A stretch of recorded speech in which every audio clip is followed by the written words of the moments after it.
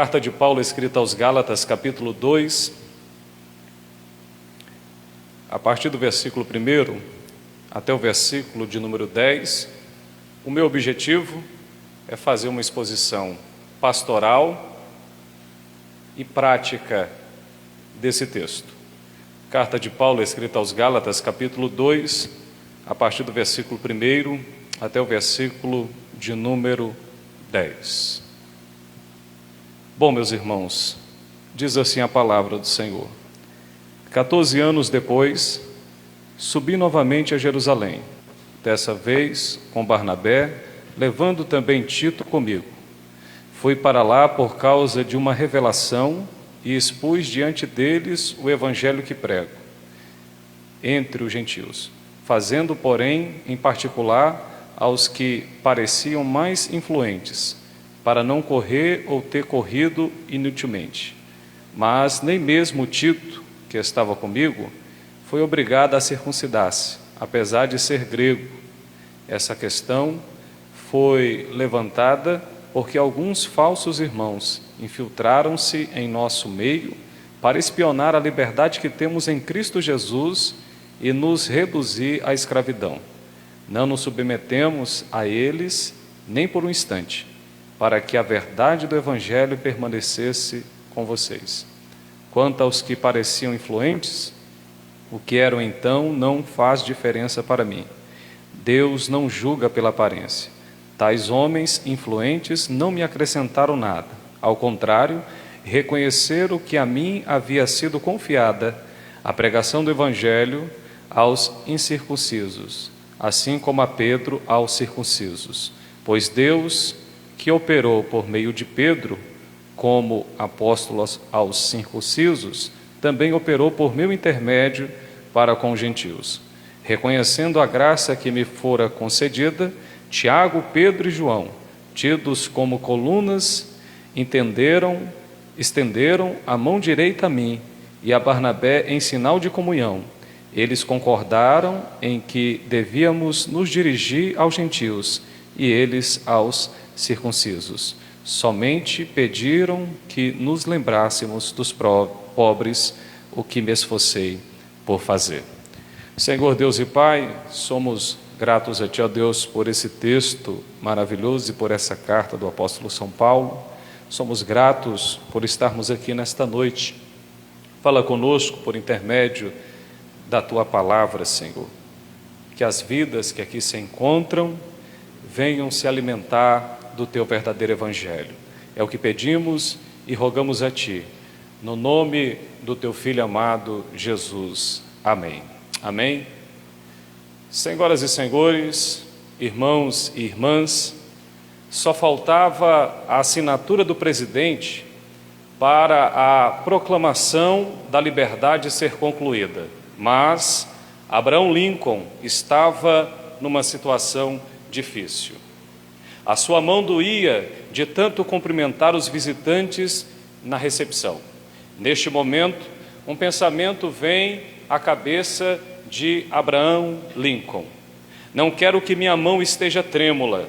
Quero que as pessoas saibam que eu libertei os escravos, convicto do que fazia. A carta de Paulo, escrita aos Gálatas, expressa também a confiança, a fé clara de um verdadeiro apóstolo. Assim como Abraham Lincoln, Paulo está plenamente convicto da sua exposição. A sua mente não vacila, a sua mão não treme, a sua convicção é intacta, a sua confiança está depositada no verdadeiro Deus. Ele tem certeza daquilo do qual ele está falando.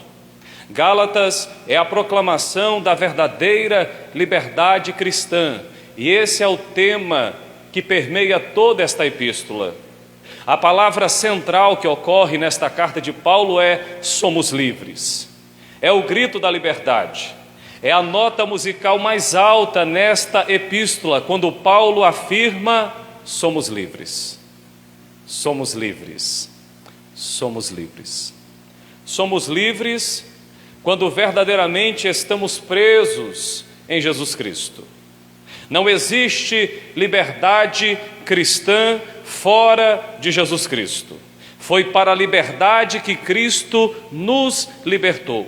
A partir daí, a carta de Paulo, escrita aos Gálatas, apresenta a exposição de vários temas importantes: a salvação pela graça, o evangelho da justificação pela fé sem as obras da lei, a verdadeira liberdade cristã em oposição ao legalismo, a libertação da escravidão do pecado, porque a nossa situação mudou. Você deixou de ser escravo do pecado e você se tornou agora escravo de Deus, servo de Deus. E por fim, nós temos aqui a santificação, que é desenvolvida na vida do servo de Deus através da manifestação real do próprio Deus. Então são temas que mexem com o nosso coração. São temas que edificam a verdadeira igreja de nosso Senhor e Salvador Jesus Cristo.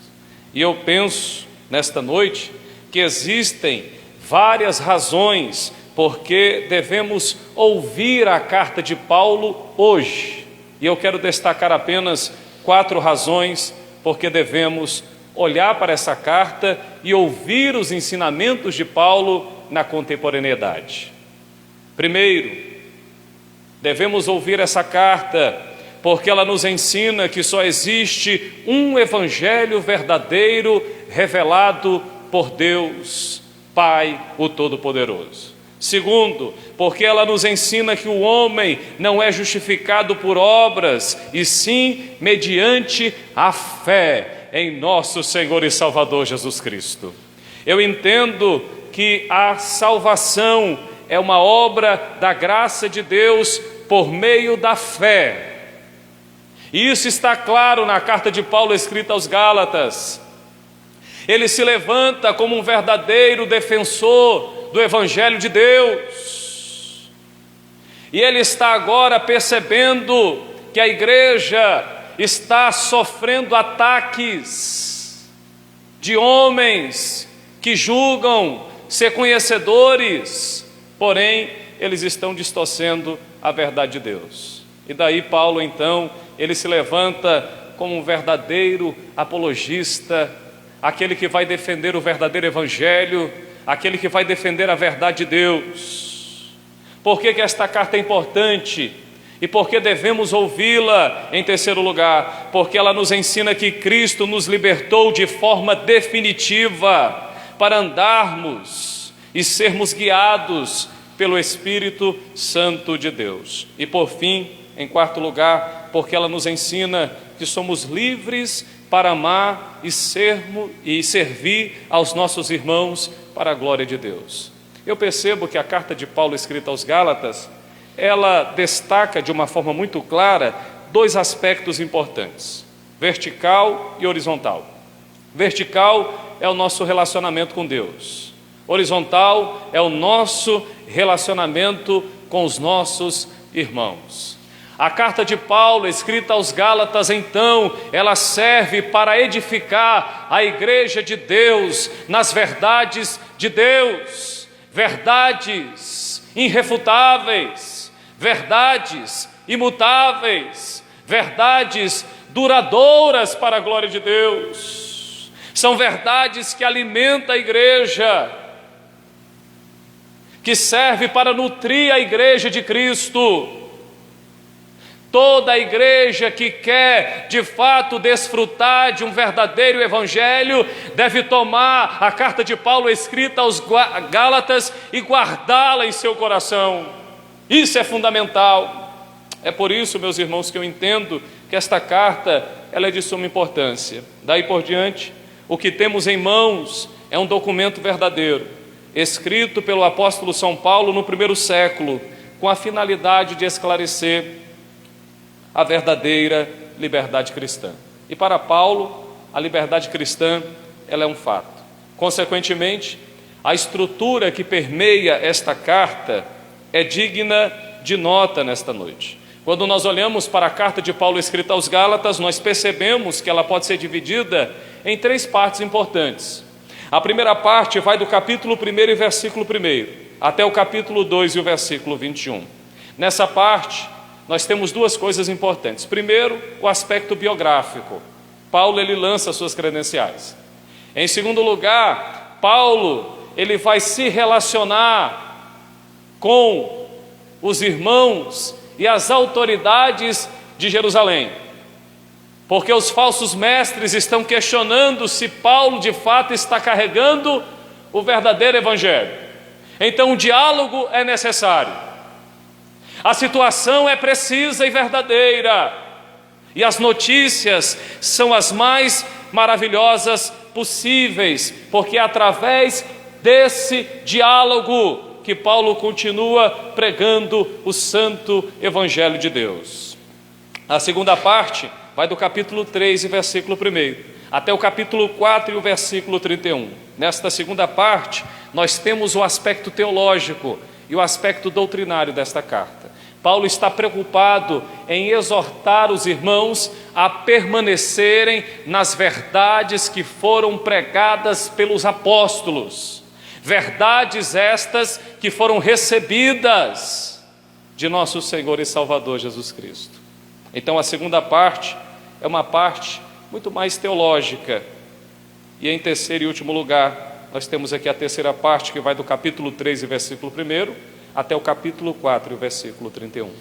Nesta terceira parte, nós temos aqui o aspecto prático, o aspecto da vivência. A gente percebe aqui o coração pastoral do apóstolo São Paulo. A partir daí, Paulo surge como um verdadeiro defensor da fé cristã. Para ele, os valores do evangelho são inegociáveis. Não existe manobra, não existe acordo, não existe atalhos. A exortação de Paulo é clara em Gálatas capítulo 1 e versículo 8, quando ele diz: mas ainda que nós ou um anjo dos céus pregue um evangelho diferente daquele que lhe pregamos, que seja amaldiçoado. Paulo está agarrado à verdade de Deus. Essa verdade de Deus está tomando de conta de todo o ser do apóstolo. Não existe espaço para as falsas doutrinas ou para as heresias que vão surgindo.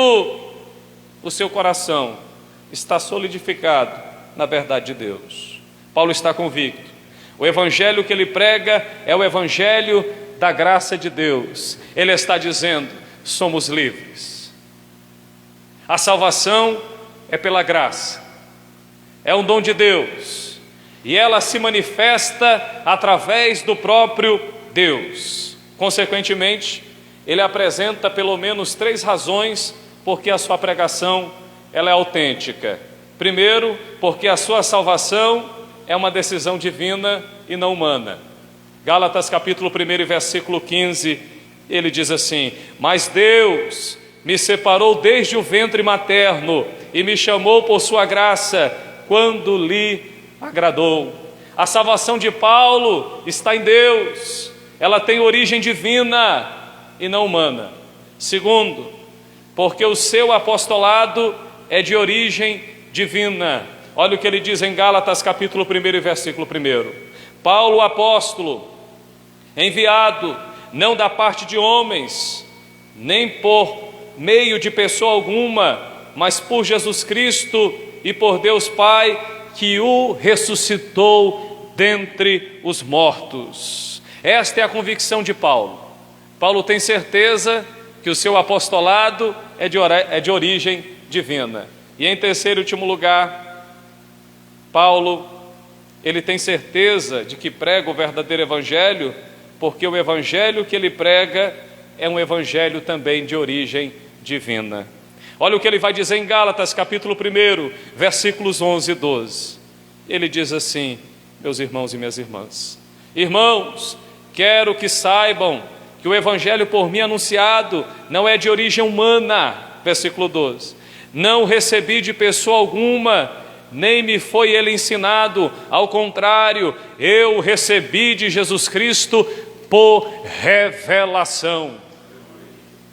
A revelação de Deus é clara e ela se manifesta na vida do apóstolo. E aqui ele de fato é o porta-voz de Deus. Entenda, nós não podemos e nem devemos buscar outra fonte. Nós já temos a Bíblia, ela é suficiente, ela é necessária e ela é precisa para o contexto atual. Se você quer entender a verdade de Deus, vai à Bíblia. Se você quer pensar acerca da verdade de Deus, vai à Bíblia. Se você quer meditar a respeito da verdade de Deus, continue na Escritura, na Bíblia. Ela é fundamental, ela é suficiente para a igreja de Cristo na face da terra. Mas, meus irmãos, no capítulo 2, a partir do versículo 1, Paulo sobe agora a Jerusalém. E ele busca apoio da igreja mãe. E neste momento, o objetivo de Paulo é provar que o seu evangelho é o mesmo pregado oficialmente pela igreja de Jerusalém. E é interessante porque nós temos aqui dois contextos. Nós temos Paulo de um lado e nós temos os falsos mestres do outro. E aqui, pastor Alencar, é uma briga de intelectuais. De um lado nós temos Paulo, que usa a Escritura. Do outro lado nós temos os falsos mestres que também estão usando a mesma Escritura, porém eles estão distorcendo. Os falsos mestres, eles olham para o Antigo Testamento e eles tomam como base o capítulo 17 do livro de Gênesis. Na ideia dos falsos mestres, a salvação era por meio da fé em Cristo Jesus, eles pregavam isso sim, porém eles acrescentavam a circuncisão e a guarda da lei. Para ser cristão legítimo, tem que passar pela circuncisão e tem que guardar a lei de Moisés. Porém, Paulo, através da orientação do Espírito Santo de Deus, ele vai e usa um contexto muito mais amplo. E ele volta alguns capítulos do livro de Gênesis e ele se depara ao capítulo de número 15, aonde nós temos ali Abraão, e a Bíblia Sagrada destaca de uma forma muito clara que a salvação, ela é por intermédio da fé, e Paulo está convicto de que a salvação não é pelas obras da lei, mas sim pela fé em nosso Senhor e Salvador Jesus Cristo. Essa é a certeza do apóstolo São Paulo. Ele está convicto, não existe dúvida, não há questionamentos em seu coração, ele está apegado à revelação de Deus. Isso é claro, meus irmãos. Paulo, ele tem certeza de que o seu evangelho é o evangelho da graça e é o mesmo evangelho pregado por Tiago, Pedro e João. Ele tem essa certeza. É por isso que ele sobe Jerusalém. E ele sobe sem medo. Ele sobe na convicção de que Tiago, Pedro e João vão ouvir o que ele tem a dizer e eles vão concordar. No capítulo 2, então, nós encontramos agora os resultados deste encontro, deste diálogo e deste relacionamento de Paulo com a coluna, ou as colunas da igreja, a coluna da igreja. E eu quero destacar aqui então os resultados. Em primeiro lugar, o primeiro resultado que nós vemos aqui é que a igreja mãe, junto com a coluna e junto com as autoridades que ali estavam presentes, eles reconhecem que o evangelho que Paulo pregava era o mesmo que eles pregavam. Gálatas capítulo de número 2, versículos 5, 6 e 7.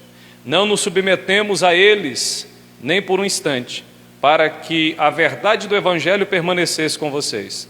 Quanto aos que pareciam influentes, o que era então não faz diferença para mim. Deus não julga pela aparência. Tais homens influentes não me acrescentaram nada. Ao contrário, reconheceram que a mim havia sido confiada a pregação do Evangelho aos incircuncisos e assim como a Pedro aos circuncisos. Pois Deus, que operou por meio de Pedro como apóstolos aos circuncisos, também operou por meu intermédio para com os gentios. Em primeiro lugar, eles reconhecem que o evangelho que Paulo prega é autêntico, é verdadeiro. Então a igreja mãe agora está do lado do apóstolo e não dos falsos mestres que querem colocar itens à salvação. Em segundo lugar, o segundo resultado que nós temos aqui é que eles reconhecem também a autoridade apostólica de Paulo. Isso é interessante, porque a igreja mãe ela consegue deduzir e perceber que, na verdade, Paulo ele foi colocado como um apóstolo para os gentios. Ele foi chamado para pregar aos gentios. Em terceiro lugar, o terceiro resultado que nós temos aqui é que eles reconhecem a dimensão geográfica da missão do apóstolo São Paulo. Olha que coisa interessante no verso de número 9. Ele diz assim: reconhecendo a graça que me fora concedida, Tiago, Pedro e João, tidos como colunas, estenderam a mão direita a mim e a Barnabé em sinal de comunhão, e eles concordaram em que devíamos nos dirigir aos gentios e eles aos circuncisos. Versículo 10. Somente pediram que nos lembrássemos dos pobres, o que me esforcei por fazer. Em terceiro lugar, eles reconhecem a dimensão geográfica da verdadeira missão. Paulo ele foi chamado para pregar aos gentios, enquanto que Pedro ele está pregando para os seus irmãos. Eu não quero dizer com isso que a mensagem de Pedro não tenha alcançado também, posteriormente, alguns gentios. Porém, o que o texto está deixando claro é que a igreja mãe, ela reconhece de uma forma muito clara que Pedro, ele prega de fato aos circuncisos, enquanto que Paulo está pregando o evangelho aos incircuncisos. Paulo está pregando o evangelho de uma forma mais ampla. Para ele já não existe mais barreiras. Para ele a circuncisão já não é mais uma barreira. Por quê? Porque a circuncisão que era feita no prepúcio da carne, no 8º dia do nascimento, e servia como sinal externo da marca da aliança, Paulo está dizendo agora que essa verdadeira marca, ela está sendo feita no interior das pessoas, através do Espírito Santo de Deus.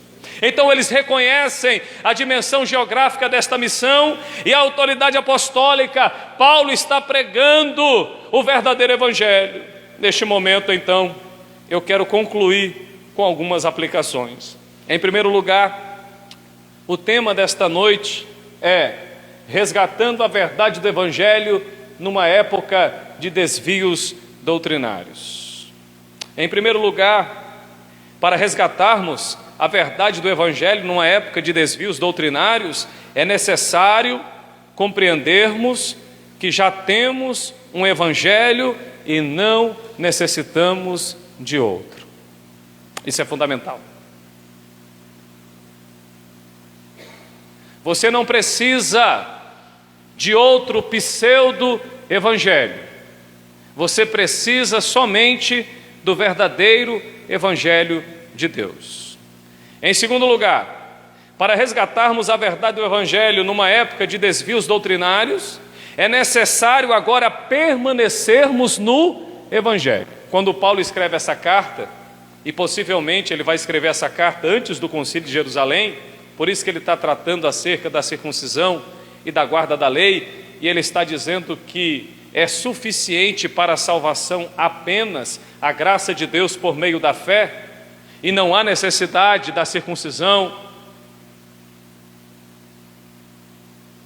Paulo agora ele está assustado quando ele escreve essa carta, porque o evangelho tinha sido pregado aos Gálatas, aos irmãos. Só que pouco tempo depois, num curto período de espaço, os falsos mestres, servindo-se da itinerância, e alguns até pressupõem que saíram da igreja mãe, eles agora atacam diretamente a igreja de nosso Senhor Jesus Cristo e a sua unidade, e estão dizendo: olha, o que Paulo está pregando aí, está faltando algo, é necessário passar pela circuncisão e também guardar a lei. E a partir daí, alguns irmãos, eles começam a deixar aquilo que eles aprenderam, e eles começam a dar ouvidos aos falsos mestres. Então Paulo surge, mas Paulo fica espantado com isso. Daí, em segundo lugar, para resgatarmos a verdade do Evangelho numa época de desvios doutrinários, é necessário permanecermos no Evangelho. E daí, nós temos uma passagem muito conhecida em Atos dos Apóstolos, capítulo 2, aonde a igreja, de fato, ela deve permanecer na doutrina dos apóstolos. Então nós precisamos permanecer no verdadeiro Evangelho, no Evangelho da graça. Um Evangelho que não precisa de adornos, um Evangelho que não precisa de amuletos, um Evangelho que não precisa de manobras. Ele é suficiente para salvar, para curar e para libertar o mais vil pecador. Nós precisamos apenas pregar a Jesus Cristo. Daí, em terceiro lugar, para resgatarmos a verdade do Evangelho, numa época de desvios doutrinários, é necessário colocarmos o Evangelho novamente no centro da igreja. Eu sei que isso é difícil, mas é necessário. O Evangelho, ele precisa estar no centro da igreja de Cristo hoje. Nós estamos vivendo um tempo onde as pessoas estão descaracterizando o verdadeiro Evangelho e oferece de tudo ao povo, e o povo está aceitando. Porém, eu louvo a Deus, porque Deus está levantando uma geração que é uma geração de bereanos. Estão conferindo nas Escrituras, na palavra de Deus, para ver se o que está pregando é de fato verdadeiro ou não. E eu quero concluir dizendo para você que a carta de Paulo escrita aos Gálatas, ela é de suma importância, porque nós temos visto muitos crentes e servos de Deus deixando a igreja protestante para ir para o judaísmo. E quando você pega a carta de Paulo escrita aos Gálatas, ela é um antídoto verdadeiro para combater de fato aqueles que querem judaizar o cristianismo protestante, aqueles que querem judaizar a igreja de Deus. A gente percebe que existem igrejas por aí que estão usando a Arca da Aliança, outras usam o quipá na cabeça, outras estão usando o mezuzá, filactérios e assim por diante. Alguns estão colocando a vara de Arão no altar. Não há necessidade desses elementos, não há necessidade de se colocar a arca na igreja, não há necessidade de colocar a vara de Arão que floresceu dentro da igreja. A necessidade atual da igreja é colocar o santo evangelho no centro. É isso que é a necessidade da igreja: viver o evangelho, estudar o evangelho e compartilhar o verdadeiro evangelho para a glória de Deus. Então eu digo para vocês, é necessário colocarmos o evangelho no centro novamente. Curva a tua cabeça. Senhor Deus e Pai, somos gratos a Ti, ó Deus, porque a Tua palavra, ela é verdadeira. Abençoa o Teu povo, abençoa a Tua igreja, abençoa os irmãos e as irmãs que estão aqui. Que o Teu evangelho, ele nos conduza nesta caminhada e que estejamos preparados, ó Deus, para a glória do Teu santo nome. Amém. Amém. Que Deus abençoe a todos. Pastor Alencar.